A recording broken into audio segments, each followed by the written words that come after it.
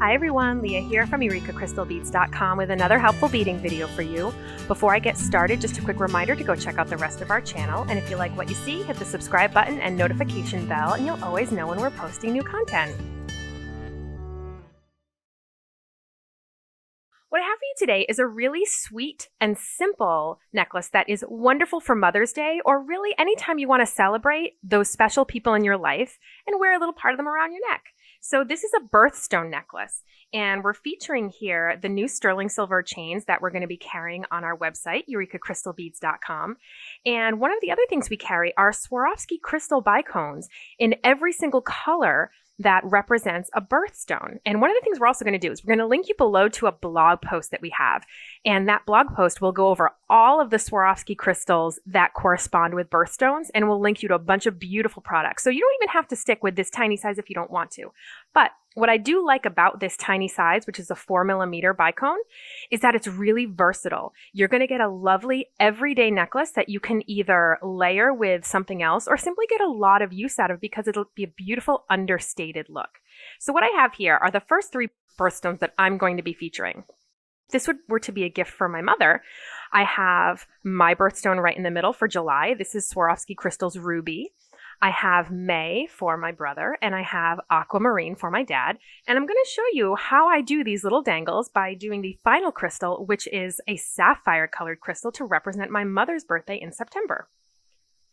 So what I have here is a 1/2 inch sterling silver head pin in 22 gauge. And this is a really great length to use for this project because there's going to be very little waste. And of course, we want as little waste as possible if we're going to be working with beautiful sterling silver findings. So I simply thread my bead right onto that head pin. And I'm going to use my chain nose pliers here. And the chain nose pliers are flat and smooth inside, and they taper to a point. And I'm going to grab my wire just a little bit above my bead. I want my bead to be able to wiggle up and down just a little bit, about the same height as about half the height of the bead. That's about as much wiggle room as I want. I could simply use the height of the tip of the chain nose, but that's a little bit more than I want. I'm just going to bend a 90-degree angle. We're going to do a simple wrapped loop. And I think for a necklace that's as special as this one, we really want to make sure that it's made very well and that our loops are never going to come open. And this is the type of loop that will never come open. So now we move to our round nose pliers. And I'm going to grab that 90-degree bend right at the corner.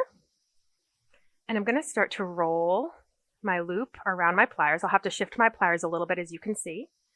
And we want to make a nice little loop. Not the teeniest loop in the world. We don't want to be right at the tip of the pliers. I'm just a little bit further in because we want our loop to be big enough to float comfortably over the chain without getting snagged. Now I'm swiveling my loop open to the side just a little bit. This is going to make it easier for us to feed right onto our chain. Just like this, like a key onto a key ring, to swivel it right into that loop. Now we're going to use our chain nose pliers. We're going to grab that loop from the outside and sandwich it flat between the plier jaws. And we're going to give our little wire here a wrap about. It's about 2 times. That's about as much space as we left. And as you can see, we're not left with much more wire to work with, but that's great because we're not going to have a lot of wasted wire here. We'll simply use our cutters to cut off that little bit that's left behind. And our chain nose pliers are going to be perfect to go in and tuck in that little sharp edge that's usually left behind that we can't quite cut off. And this is what we get. So this would be something that my mother would wear to represent myself, my brother, and my father and herself. So that's all of our birthstone colors as translated into Swarovski crystal. It's a lovely everyday look. Very easy to wear. You won't even know you're wearing it. We're going to go ahead and link you below to the blog post on our website that will list all of the Swarovski crystal components that will match along with the birthstones, not just bicones, but plenty of other shapes as well if you want to make something that's a little bit bigger. And we have a bicone to match every single birthstone as well in case you want to keep it nice and dainty like you see here.